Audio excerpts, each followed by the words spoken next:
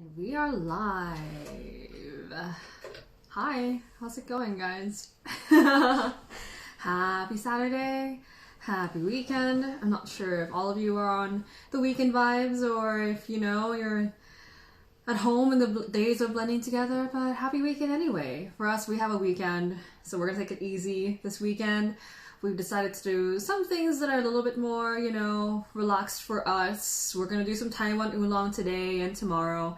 Because remember, on Wednesday of next week, today's Saturday, Sunday, Monday, Tuesday, Wednesday, there are 5 more days until we're starting the Pu'er Love Challenge together, which is where we're all going to drink pu'er. So, we're kind of like, me and Steven like Taiwan oolong, so let's continue our practice from a couple days ago. We're going to be comparing the Shanlin Shi that Steven actually brought out for me versus the Alishan Jinchuan I thought it was, to see what the differences are. Which for us, we like oolong. And then once we go into pu'er next week, it's honestly a little bit out of our comfort zone. We don't drink that much pu'er. For those of you on Discord, we rarely ever post any pu'er in there. So just being real, it's not my most favorite category of tea. I certainly like it, but it usually takes a lot of time to appreciate a whole session of pu'er, and I like to bounce from one tea to another during the course of a day, and that's why we're doing it. It's a challenge. So I'm really excited for that, and I'm really excited you guys will be doing it with us. And yeah, welcome to today's tea practice, which will be on oolong. Okay, let's say hi to our friends. Hi Eric, who's been looking at dogs this weekend. Eric from Tea Sleuth. 23 Axolotl, and Benoit, who's from Discord too. We just call you Ben, right? We'll just call you Benoit. That's okay.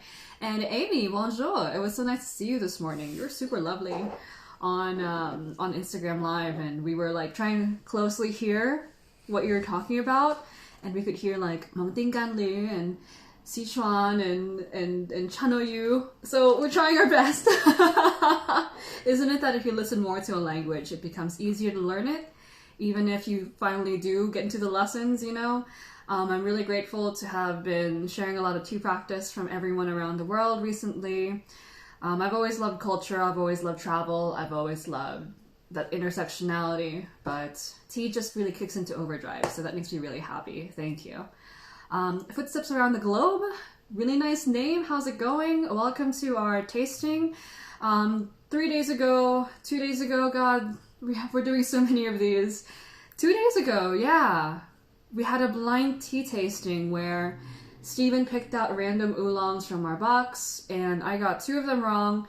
Yesterday, we went over one of those wrong answers, and today we'll do the second one, which is the Shanlin Shi Qingxin Oolong from 2014. This is from teamasters.com. They're based in Taiwan.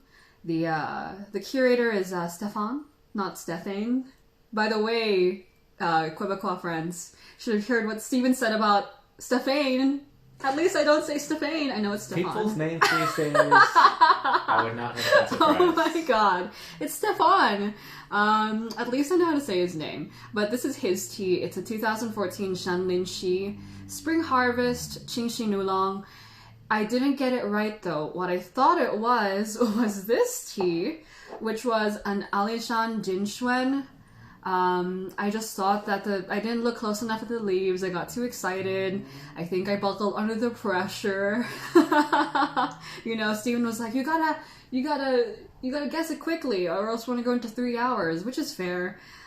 I should have looked at the leaves. I should have tasted closer, but that's okay. No need to berate yourself. The best thing to do is just taste. So that's what we'll be doing today. Yeah. So there we go. And then, hi to Sploop. Thanks for splooping in again. You're probably gonna get tired of that. And Eduardo Molina and Fossi. Is that how I say your last name, dude? I always forget. No one knows how to say my last name. But the thing is, I don't make you guys say it. It's Tulali. My last name is Tulali. Tulali.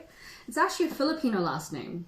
But even Filipino people don't know it's Filipino because a lot of the Filipino last names are actually Spanish. So if you have any Filipino friends, you'll see some De La Cruzes, De Veras, you'll see like Acosta, you know, like those kinds of names.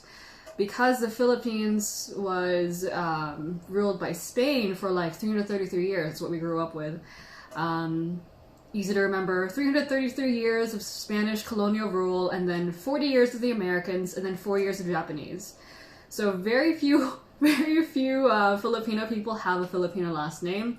But my last name is actually native Filipino, which I'm really proud of, because that means that my family back then were so high up into the mountains, the Spanish were like, fuck that, like, let's leave them up there.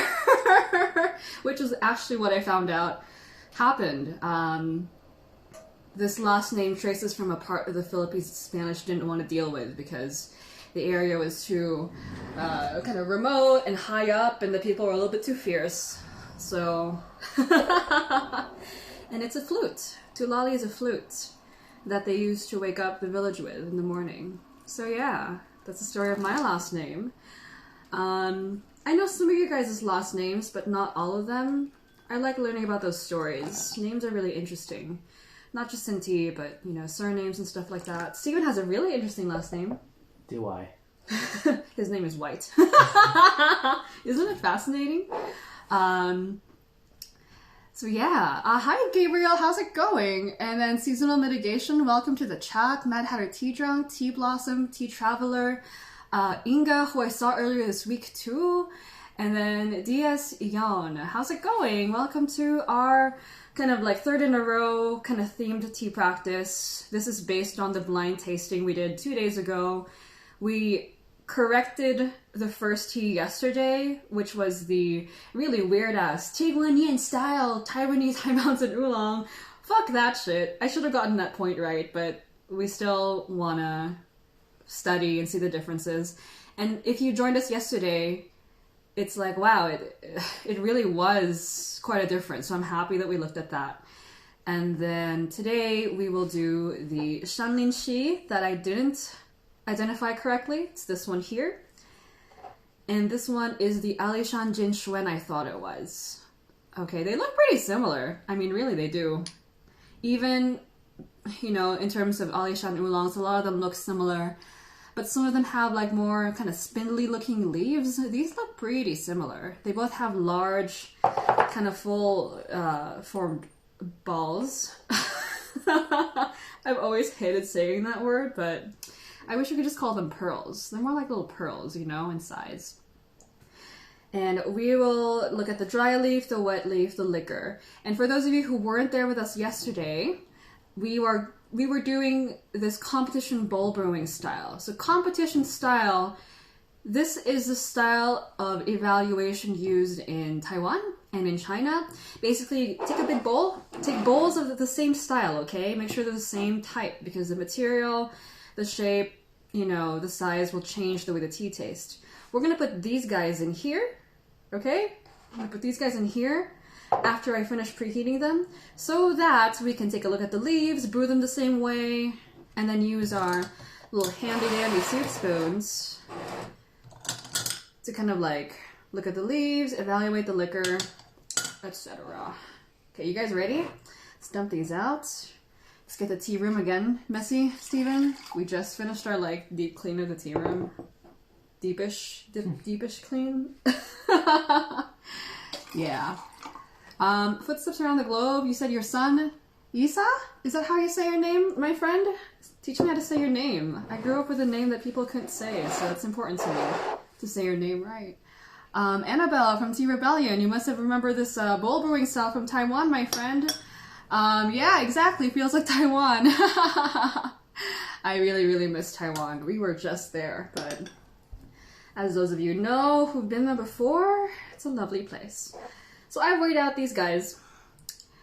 For those of you who are just dropping in, can you tell which mountain it is just by looking at the leaves? If you can, that's incredible, and you should have a TV show, because I it's hard to tell.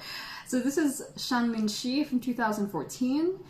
Some of you might be like, oh my god, it's pretty old, but I find that the highest quality Taiwan oolongs, even if they are more on the green side, are processed so well that they keep well over time. I'm not sure if that's true for you guys, but from what I've seen, really, really good high mountain will actually age well. okay? So we'll put this guy in. This is what I should have gotten right. This is the same tea we tasted 2 days ago that I did not identify correctly. Now I want to kind of just work with my weaknesses here. Like I told you guys that blind tasting is a good way to identify areas for improvement. No need to beat ourselves up. I just tend to like to beat myself up, but we're not beating ourselves up here. We're enjoying the tea, so that's okay. We don't need to memorize everything. You know, there's not going to be a life or death situation where you need to identify what the Shanlin is versus the Alishan. But we like tea, so why not make yourself more confident and kind of practice a little bit until you get it. And that's what my goal is here. So this is the Shanlin Shi, and then my wrong guess, Alishan Jinxuan. I got 2 things wrong. I got the cultivar wrong, and then I got the area wrong. So I'm gonna see if I can kind of figure out what I should have noticed from the Shanlin Shi to kind of differentiate the two, okay? So 3 grams each, I weighed them out. I am not using a standard bowl brew. If those of you have bowl brewed before, my folks who've been to Taiwan, this is the typical bowl style that they use, very kind of like official standardized shape and size.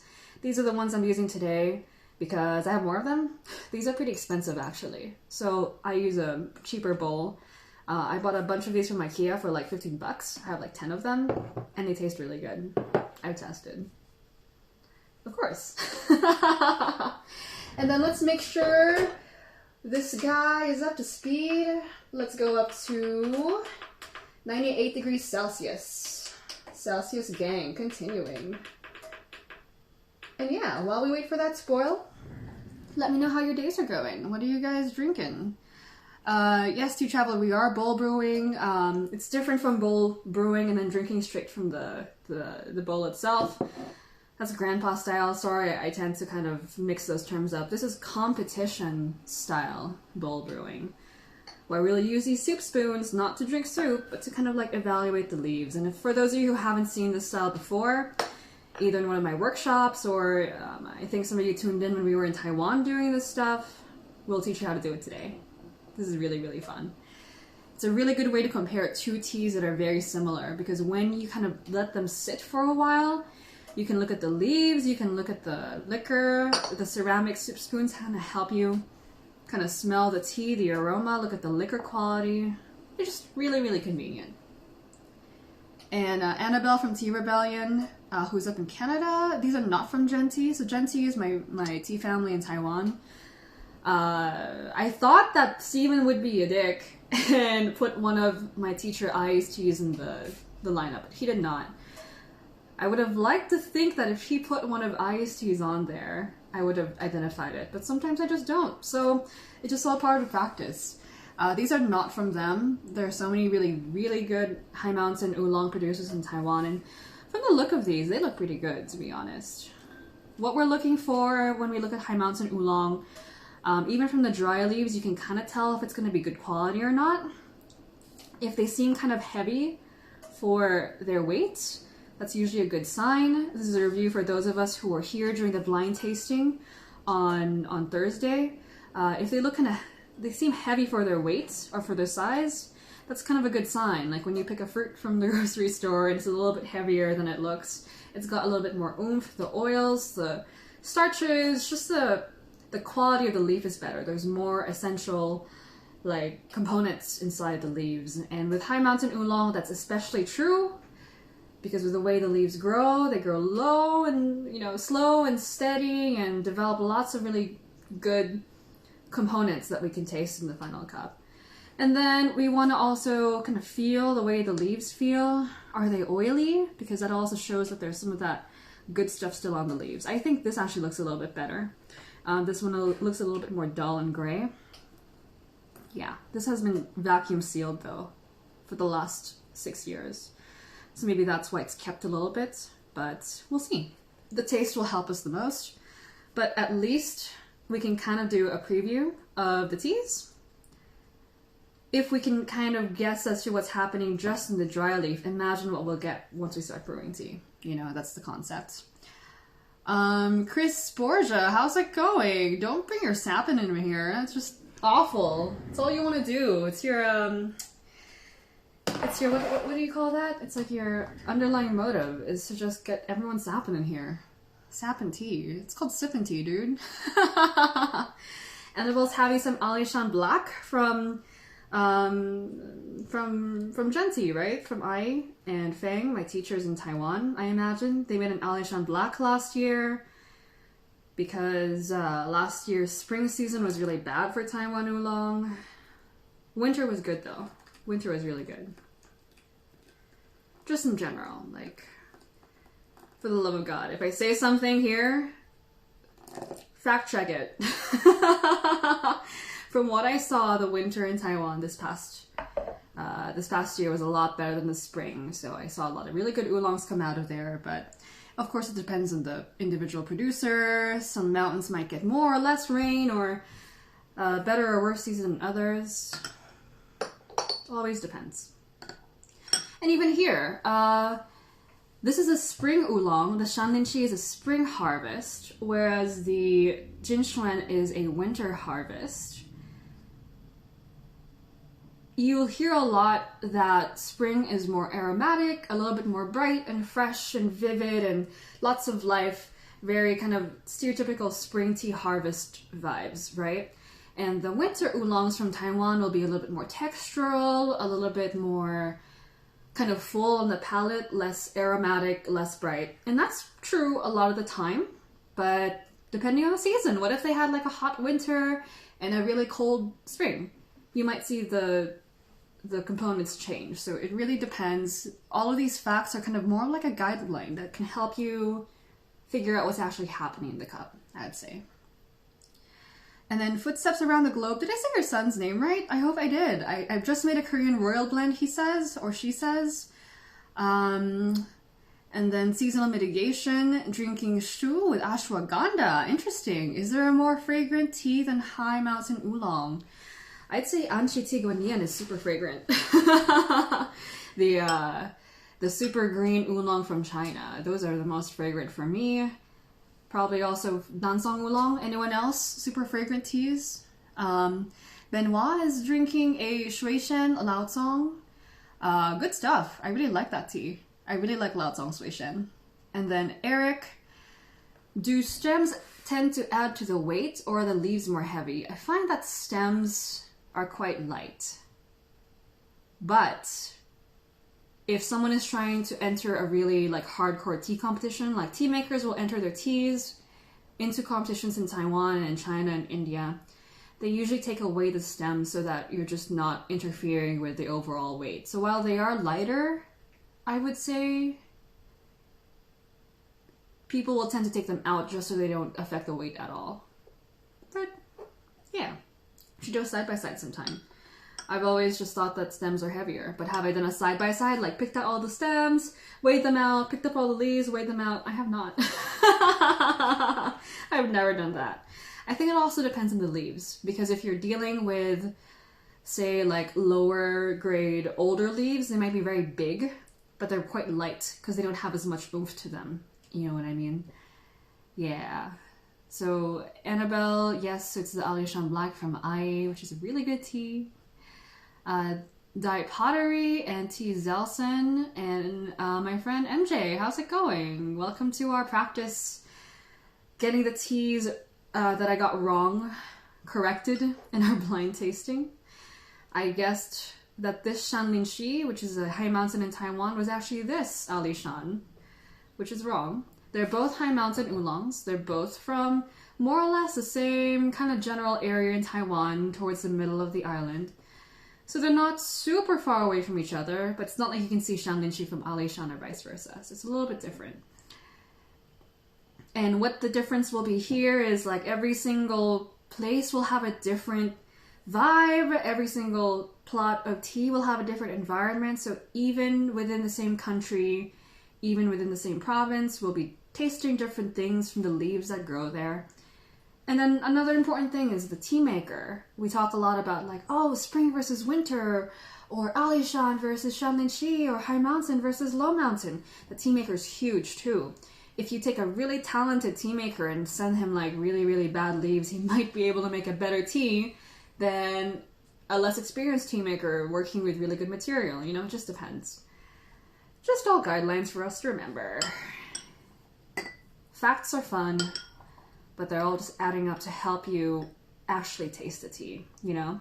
So this is the fun part. You get to kind of like scoop up the leaves with the spoons, which is kind of cool, you know? I hope you guys can see the color of the liquor a little bit. Quite different, wouldn't you say? Yeah, quite different. So this guy here is a Shanlin Shi. Let me move it a little bit more to the center so you guys can see. And then this one's more green. I'd say it has a brighter liquor too. You can kind of see the bottom of the bowl a lot better in this one. And then here on the left, this is your guys' left, right? I think we both have the same left and right. Here on the left, we have the Alishan Jin Shuen. And it is a little bit darker in color. It's got some more oxidation on there, either because of the way it's been stored or because the tea maker oxidized it more. So we'll take a look at the leaves to see if we can figure out which one that is. They're kind of unfurling. It's nice to look at them unfurl. Okay, let's get tasting. I'm gonna try the tea I got wrong first, which is the Shanlin Shi. There we go. Ooh, wait. I need to preheat this.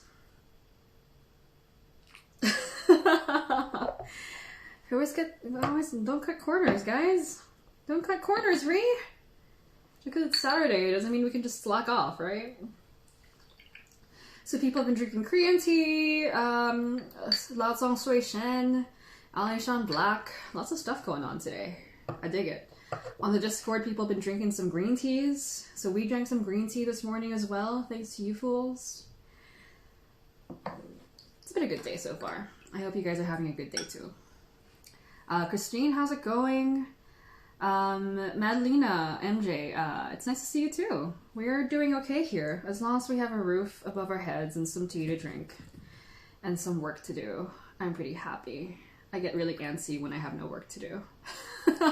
How's Steven? I'm like, let's drink tea or, you know, write some articles or something. And then we have our dog. I don't know what we do without our dog. Dog is just like a built-in mental health improvement. I would not know what to do without our dog. She just has no idea what's going on in the outside world and stuff. It's great. Okay, so let's taste this Shanlin Shi. We can also just sip directly from the spoon here, just since it's me and Steven. I'm not going to ick anyone out. And you can use the spoon, the ceramic spoon. To smell the, wow, holy crap. Smell the liquor. This is almost like what we do with the Gaiwan lid, where you lift your Gaiwan lid and kind of smell the back of it. Same concept. It's just gorgeous. Really, really, really nice. Soft, delicate, buttery, cloudy thing going on. Really fresh. So that's the Shanlin Shi. Shanlin Shi, SHANLINXI. Ooh, wow, holy crap. Really different. Really different. This is the Alishan, and for me, the difference between Alishan and Shanlin Shi, or as they say it in Taiwan, Alisan and Sanlin Shi, they kind of remove the H in Taiwan. So if you hear some people talking about Taiwanese teas, sometimes they'll drop that H. The Alishan is much more savory and warm than the Shanlin Shi, and that for me is a tell between the two. Something that's more warm and savory and buttery, I tend to identify more as Alishan, and something that's more kind of like pine foresty, fresh, kind of cooling, a little bit more creamy than buttery. Like, it's just more light, you know, it's got a little bit more finesse. I think is more like Shanlin Shi to me. But that's just a tell. Like, I really need to do like a focused tasting of the teas. It's a big mistake to just be like, hey, it's kind of foresty. That's Shanlin Shi, isn't it? I used to think that way a lot when I would like watch people back in like 2012 was when I first started diving into tea, and I would take something one person said, which is like, oh, if it's creamy, it's high mountain. I'm like, okay, got it, it's creamy, meaning it's high mountain. And so for a while I'd be like, oh, it's creamy, that's high mountain oolong, isn't it? Because I'm so smart. But it really depends. So facts are good, but you gotta like kind of put them side by side with what you're actually experiencing. Yeah. Christine, how's it going? And Eli Amelie from early morning in Tokyo as usual. You're so early. And then Fortune's Exploits and Lazy Literatus and Shiloh from Nuevo Orden. How's it going? We're just doing one more correction from the other blind tasting we did. Shanlin Shi versus Ali Shan. Gia from Lazy Literatus, you were here during our blind tasting 2 days ago. I'm just trying to teach myself what I didn't get right. It's a review, you know? Sometimes I can get the mountain right, like during our blind tastings here in Vegas, but of course there's so many permutations of the same tea, the way the person brewed it, how you're feeling that day, how your palate is today. Like we had some eggs and rice this morning. I'm sure it's changing stuff. Corn soup. If you had some hot ones, you know, last dab, wings, hot sauce, I'm sure you'd be tasting things different too. Yeah. And then it's Tea Babe, Y Camden, and Ricardo. How's it going? Everyone from so many different time zones. My goodness. Thanks for joining us on our very comfortable 3 to 4 p.m. here in Vegas. We really appreciate it. Yeah, so Shiloh says, I find Shanlin Shi more refreshing, cooling, and vegetal, like a waterfall in a forest. Yes, I agree with that. And at first glance, it might seem very flowery to try to attach an image to the tea. But honestly, I can, at least personally for me, when someone's like, that's a waterfall in the forest, and that's cloud butter. That's waterfall in the forest, and that's cloud butter. Those words just make more sense to me if I have an image. Like the waterfall in the forest, you walk in, there's palm trees everywhere, the air is very fresh, it's cooling, it's tropical, but still refreshing. You get that kind of fresh tree smell, right? I get that from Shanlin Shi, absolutely. But if someone's like, notes of, I don't even know how to do this anymore, I used to all the time, notes of pine needles and honeysuckle and the moss on the bottom of your shoe. I mean, that's even more descriptive, right? I can't string those things together. Like, where in the real world do you find something that's pine needles, mango, or stone fruit, and paprika? Like, sometimes those tasting notes are bunched together, and even if I can detect those tasting notes in the tea, it's harder for me to remember because I can't string it together. It doesn't exist in real life, that mango, paprika, pine needle combination. If you find something, let me know, because I'd really like to see that. But if I walk into a forest, I know what I'm talking about. And I think Benoit is pointing out something really important. We don't have the same forest, but that's another problem, is forest aroma is super different. For me, you girls from the Philippines, like forest aroma, I didn't grow up with a forest aroma. So actually my forest aroma is maybe hiking here in America, like in Washington State and in California. And our forest here, we have some in the desert if you go up into the mountains. But I bet the Canadian forest smells different. I bet the European forest smells different. And let me tell you, the Taiwanese forest smells very different. So, and that's okay. We don't all have to have the same kind of ideas, but it's a lot easier than I think the notes of brain fart with the finish of what the hell. I can actually pick up notes very well. Don't get me wrong. If you really sit me down and you're like, hey, Ree, fill out a sheet of notes for this tea, like 15 tasting notes, I could probably do it. I really could. But I just find it boring at this point. You know, what if someone's never had pine nuts before? What if someone's never had, you know, like sage roots, sagebrush, celery roots? You know, it doesn't appeal to me as much. So back to what Shiloh says, Shanlin Shi is just very foresty. From what I understand to be a forest, at least like a cool forest, I taste it, for sure. I agree too, Geoff. I like to go into metaphors the most. Like, you know, I say a lot that high mountain oolong to me is like you took a cloud and then you stirred it into butter. And it's ridiculous in its own way too. Don't get me wrong. I know it sounds stupid as well. But I can kind of more imagine what a cloud might taste like if it was made out of butter. Like, I've been a little kid before, you know? So many times of like, I wonder what clouds taste like. And when you taste the tea that you're like, man, I think this is what clouds would taste like. Yeah, there you go. I had that same experience with like butterbeer from Harry Potter. If those of you who have read or seen Harry Potter, butterbeer is a very like important beverage in that book. It's like all the kids go and get butterbeer from like the local town or whatever, but no one knows what butterbeer tastes like. But if you go to Universal Studios in California, they give you butterbeer, you're like, oh my god, this is what butterbeer tastes like. Your imagination's pretty strong, you know? Okay. So, by the way, this is not cloud butter. I use the word cloud butter for my favorite oolong, which is the Jade Mountain from my teacher, Ai. It's literally cloud butter with like a tiny bit of mango in it. So like, whip your cloud up, put in a bowl, and then sprinkle some mango on it. It's just delicious. But this is not cloud butter. Nor is it forest. It's not forest.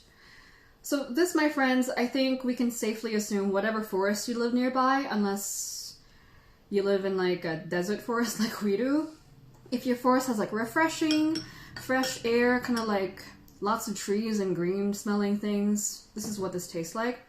This one tastes a little bit weak to me in comparison. So this is the Alishan Jinxuan. It's a different cultivar. I am getting that kind of classic creamy flavor from the Jinxuan, but that's kind of it. And I think that's what makes Jinxuan Jinxuan. Jinxuan is, a lot of people say Jinxuan just because it's what it looks like in English. Jinxuan, Jinxuan. Also translated golden lily in English. This is the cultivar that makes milk oolong have that kind of classic creamy base, and then sometimes they put milk flavoring in it. It's creamy, but it's kind of like, I don't know. How's this? Metaphors, my friends. Milk that you kind of set on the table for like 2 hours. So it's got that kind of like, it could be fresh, it could be creamy, and it's still creamy, but now it's kind of just, I wish I had this like two hours ago. So milk that's been sitting on the counter for 2 hours. It's not sour, I don't mean like it's gone bad, but it's just kind of like warm and boring, but you could see what it could be. I don't think this is a very good example of Alishan, to be honest. It's not the best Alishan in the world. I'm willing to bet that this is just kind of like the quality is not quite there. I'm just, you know, just doing these side by side now, I'm surprised that I thought this tea was that. It's not this exact tea. I've had a lot of Alishan Jinxuan before, but it's okay. In terms of comparing the two, this is definitely warmer. So this is like cold forest, this is like warm forest with more trees chopped down. This is the forest with the waterfall, and the trees are still alive, and there's moss on the ground, and the air is still fresh. This is like the part of the forest that's by the parking lot. It's just lacking a little bit more of that vibrancy, I think. I think that's just an issue with the tea. I don't think it's an issue of the area. That's why there's so many factors to consider, you know? Like, it's not like Alishan is worse than Shanminchi, but yeah. Eduardo, I love this skim milky oolong. I love that. That's hilarious. It's more like evaporated. It's just so thin compared to this. And you can also see it in the liquor. Even if this one's darker, this one just has more vibrancy to it. You can just kind of see like, yeah, just got more life to it, you know? I'm not sure if the camera captures it very well, but this just looks more alive. And I suspect maybe it's because this one's been vacuum sealed really well, but also that this is just not high quality compared to the other one. And we'll do the leaf thing later on to see how they compare. Or we touch the leaves. Let's do that right now. I don't know what's keeping us. I don't know what's keeping us. Actually, what's keeping us, I want it to open. But it's okay. Yeah, I like to pick at my leaves. Leave me alone. Leave me alone. Yeah. I'm looking at them and they're like, it's immediately apparent that one of them is better than the other. Which one is the better quality leaf? My teacher likes to ask me this a lot. She'll just post a picture of leaves and she's like, which one's better quality? I'm like, fuck this. Like, I don't know. But you can actually tell which one's darker. For me, it's this one. Steven? Yeah? This one's a little bit lighter. Why is that? There's so many different things. The cultivars will be different too, for sure. But just on balance, when you're dealing with Taiwan Oolong, the darker colored leaves to me tend to be better quality, or at least have better staying power, okay? This is a Shanlin-Shi here. I think this is a better quality Oolong because I think the withering is better on it. So if we press it, remember this? Remember this guy? This is the same guy from 2 days ago. We were like massaging him and he wouldn't break. So I'm like putting some like effort into it now, okay? I'm like trying to like destroy these leaves, but they're super supple. They're like super like, they're like super silky, you know? I'll tell you why in a second. I want you guys to do this with your Oolong, okay?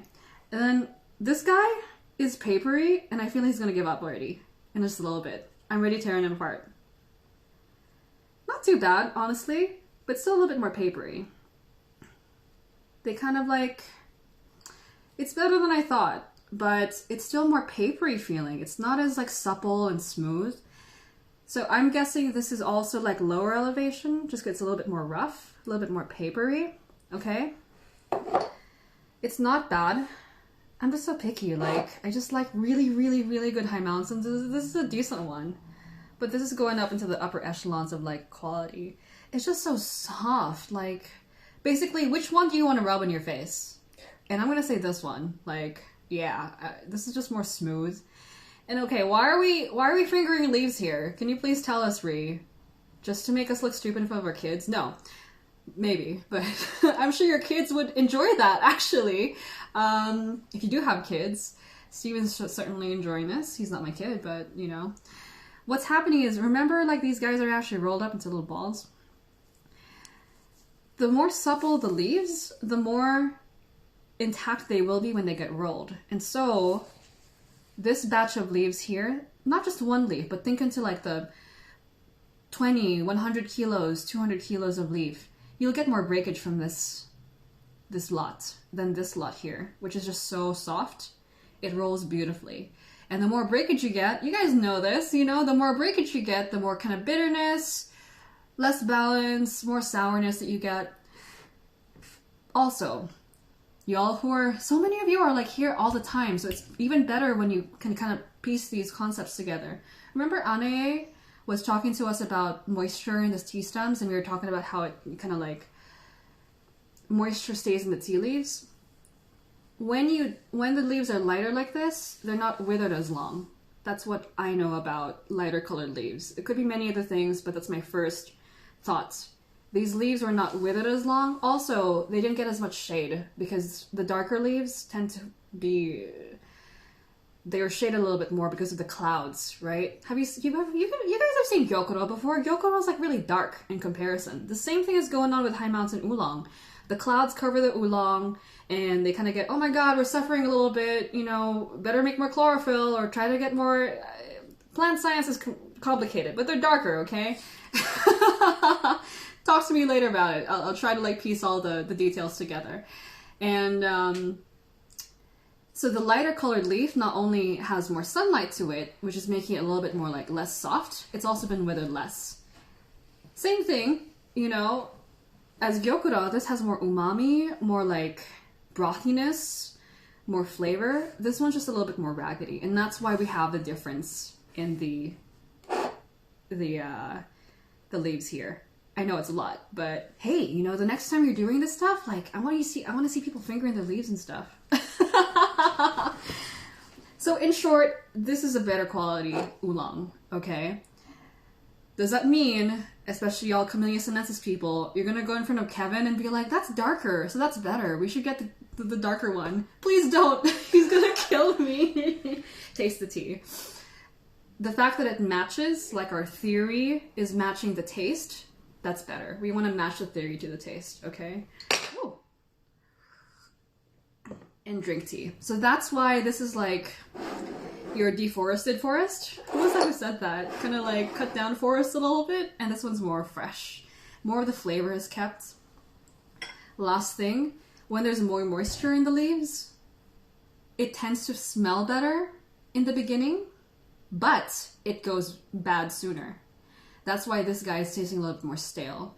I promise you, if you have a really good oolong that looks like this, keep it. It's not going to go stale. If it goes stale, send it to me. I'll take it, because it's not stale, you just don't like it.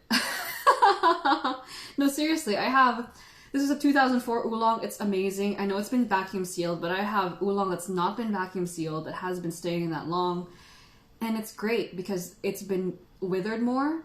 And when there's less moisture, more withering, less moisture in the leaves, they keep better over time. They don't get stale as easily, okay? So that's why you'll see a lot of people say, oh, drink High Mountain Oolong as fresh as possible. I do like the taste of fresh High Mountain Oolong, but I actually like it a little bit, you know, rested.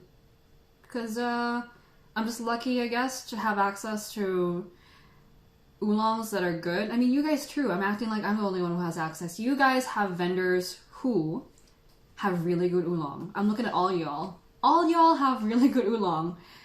If the leaves are like this and the taste is like this, trust me, it will keep, okay? It might change. It's not going to be as like, oh my god, it's springtime, you guys. But it'll be just as good in a couple years because the processing is good. Got it? You got all of that stuff? I want to compile all the metaphors. I think my favorite has to be yours, Eduardo, the skim milky oolong. Skim milk oolong. Geoff, you're gonna make me say this one, chopped buttermilk forest. And of course it was Eric who had the slight taste of deforestation going on. Yeah. Yeah, for sure. And I'm glad that, yeah, some of you guys know about the cloud shading, the natural shading and stuff. Isn't it funny that when we have references from different areas, like something you thought you learned about gyokura, you're like, oh, I can use it for Taiwan oolong too. This is why we're so lucky to not have grown up with one tea culture, or we live in a more globalized tea culture. In America, a lot of people are like, oh, I wish I was in a different place. If I grew up in China, I could be yada, yada, yada. And I grew up in the Philippines, so I did not grow up with the tea culture yet. But trust me, if you grew up in Japan, you would not be drinking all these different kinds of teas unless you really dug into it. You know, you'd be drinking Japanese tea, or you would be drinking Chinese tea if you grew up in China, or, you know, chai or Indian tea when you grew up in India. The fact that we're able to draw from so many different pre-existing tea cultures and sources of knowledge is just so golden. Like, it's insanely good time to be a tea drinker right now, to be able to draw from everywhere else. It's just crazy. I'm really I'm just grateful for it. Makes it easy to learn. Like, imagine all the people in Japan like, hey, how do we make this more brothy? I don't know. Let's, like, spend 200 years figuring it out. Or let's call our friends in Taiwan and be like, hey guys, you got any ideas for, like, improving the taste of this tea? Nice time to be alive, I'd say. And yeah, I love playing with the wet leaves as well. I can stay for, like, hours just picking at leaves. Yeah. And then Shiloh says, I like aging it for about a year. So yeah, you can age for a year. I've heard from some growers, let's say in like Wuyi, that they feel their optimum time for oolong is between 3 and 8 years for Wuyi Yancha, for rock oolong. I think it just depends on people's tastes. Because some people are monsters and like really fresh shang, you know? Some people prefer fresh shang pu'er. Some people prefer like fresh show pu'er. So just figure out what your taste is and also how you guys kind of store your teas. Is everyone from a tea drinking, like, did anyone grow up in tea? Right? Like, I'm Filipino, we didn't have a tea culture. I find that in a lot of, like, Hispanic influenced cultures, tea is more like medicine for us, you know? Like, we drink tea when we're sick. That's what I did growing up. Just when I was sick. Like, oh, you're sick, drink tea. I never thought of tea as like this thing you could enjoy. And so we were more open to it and more open to drinking lots of different styles. Eli Amelie, who's in Tokyo, it's true here in Japan, very few Japanese people have the knowledge of other tea. Yeah, my cousin from Japan, she comes in and she's like, why do you have a kyusu? Why not have like you have so many nice Western teapots. Why use the kyusu? It's quite odd. I get it, but to me I'm like, the kyusu's so nice. It's odd because then I find a lot of us tea drinkers, when we see now the gigantic English-style teapots that I thought were really fancy at first, you're like, oh, it's so hard to clean, and you gotta like scrub into it, and I don't want to break it, and it's too big, and stuff like that. Those are actually one of more popular in Japan, from what I've seen. They like Darjeeling because it's seen as being like being very French or being very British. It's interesting. And then Eli Amelie is in Tokyo, but she's from Italy, so you've seen both of those worlds there. And Eduardo, when I first started, I was all about fresh teas. Now I totally appreciate the aging in tea. I agree with that too. And then Benoit, I tend to prefer Dianhong after about a year. I agree, totally. In a couple days, I'll receive some of that last year, and we'll do a vertical tasting in 4 years. Invite us. Where's our invite? Yeah. And then in Chile, we are the biggest tea drinkers in America. Wow. You guys are not America. We're America. You hear this guy? Where's Chile? That's like South America. That's not real America. This is America. I'm just kidding. You guys know that, right? Come on. Such an American. I know. So I'm just adding some more hot water to this. You can see how bright the Shandingshi is staying. Look at how bright the color is. Just that aliveness, you know? Just that aliveness. There we go. Nice. So this just has more brightness to the liquor. It's just more transparent. If we put it into a... let's put it into a glass container, just so you guys can see. Preheat these. Let me know if you guys have moved on to another tea while you're drinking with us. Tomorrow we will be doing more of the Shandingshi, just because I don't want to get it wrong. Like, we're not just doing experiments for the sake of being, you know, science all the time. The most important thing is the experience, right? So I'm hoping that what we've seen over the last 3 days will culminate in something nice tomorrow. And I hope you guys join us at the same time tomorrow, 3 p.m. to 4 p.m. PST. Same time. We'll drink this tea just kind of like casual, relaxed, just to kind of reap the rewards of our practice. And it's Sunday. It's gonna be fun. And I want to relax before the pu'er stuff happens. I think that stuff is going to be insane. Just by the way pu'er is, it's an insane tea. You know? Is anyone all prepped up for the pu'er challenge yet? I know some of you guys have been like, why is it next week? Like, start it now. I want to drink pu'er now. Which I'm happy about. For those of you who haven't got included yet with the pu'er challenge, we did a challenge in March, which was the green tea drink down, and then we'll do a new challenge on the 1st of April. It's not a joke, okay? Promise me. Like, I'm not kidding. I know it's weird for me, but that's why I want to do it. Pu'er challenge starts on Wednesday. We're calling it the Pu'er Love Challenge, because if you love pu'er, you love the challenge, and if you don't love pu'er, that's the challenge! Woo! So I think a lot of people are excited for this because I'm of the I need to love pu'er more camp. I like it. I really do. It's just, I just need more of a push to do it more. I just find that pu'er can be really expensive for what you get. So the level of pu'er I want is just like, I don't have that money. But the good thing is, tendencies are good pu'er. It might be expensive, but it lasts forever. Okay, like it just steeps and steeps and steeps and steeps. The same thing goes with really high quality tea.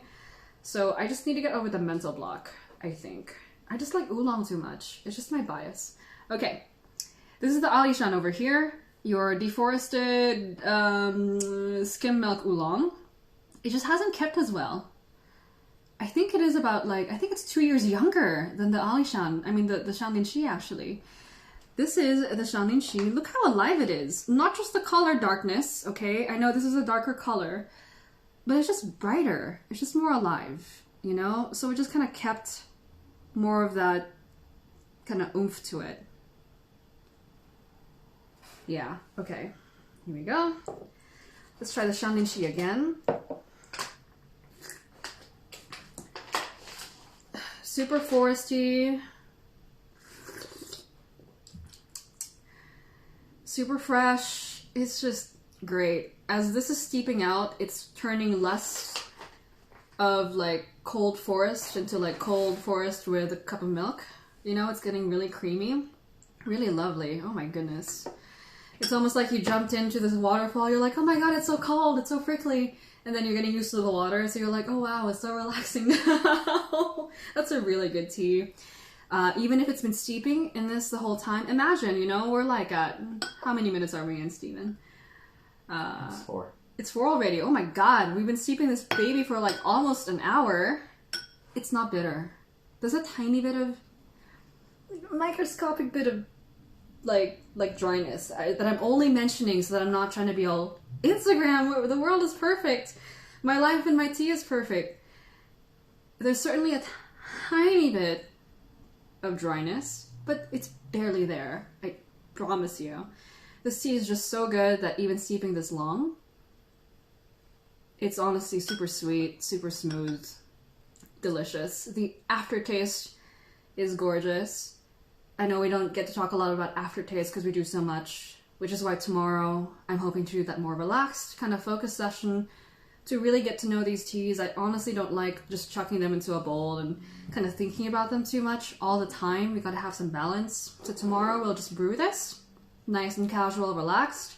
If you guys are around, come in and, bring some tea with you so we can do a more low-key, get to know the tea one-on-one, coffee date with the tea kind of session instead of a, hey, interrogation like this. Beautiful tea. The Alishan. See how it is. Man, the stale parking lot, the forest, the parking lot in front of the forest thing is so... There's really not much forestiness going on. It's just kind of stale. And this is what I think people are afraid of when they keep oolong too long, is when this happens. It's creamy, but it's just, I wish I had it a little bit earlier. Yeah. Let's see what you guys have been up to. Oh my gosh, I got into such a tangent. Shiloh, I love Earl Grey as well. One of my first early favorites. I'm seeing Claudia is over here. Happy Saturday, dude. And then I see Nazanin, who I have her name playlist loaded up on my Spotify. Nazanin is deer, right? Is that right? I forgot which language it's in. But she has a lot of songs named after her. Hi, Nazanin. And then, let's see. Oh my god. Regional banchas. Mimisaka banchas. So many weird things you guys are drinking. I love it. And then Tofu Brain's here too. And Ian from You Know Me Tea. So many people from all over the place. Ian, are you in Japan? You're up early too then. Okay, last thing before we go. Let's get this cultivar thing straight, because this is one of the things that I messed up on the blind tasting. I took a look at the Shanlin leaf. I wish at this point we could do a flashback. I'm like, look at the leaves, guys. They're so big and jaggedy. That's what I said. I didn't notice how long they were. I'm such a dumbass. I mean, I should know this by now. Taiwan is my favorite style of, like, Taiwan oolongs are my favorite style of tea. Taiwan High Mountain oolongs are my favorite style of tea. You think I know this by now, but it just shows how much there is to learn about tea, that even if you concentrate, you know, it's just, you really have to practice and go back over the basics and you just really drill it in. You might know the concepts, but it's only when you put them in action that it really sinks in. And I like to challenge myself, because when I get things wrong, I'm going to remember it, you know? So I thought this was round enough and jaggedy enough to be Jinxuan, because Jinxuan as a cultivar is pretty easy to spot. It's very jaggedy and it's also round. This is very jaggedy, but it's very long, and it's jaggedy because it's big compared to the actual Jinxuan. So this is Qingxin, not Jinxuan. This is the I thought you're Jinxuan, but you're not.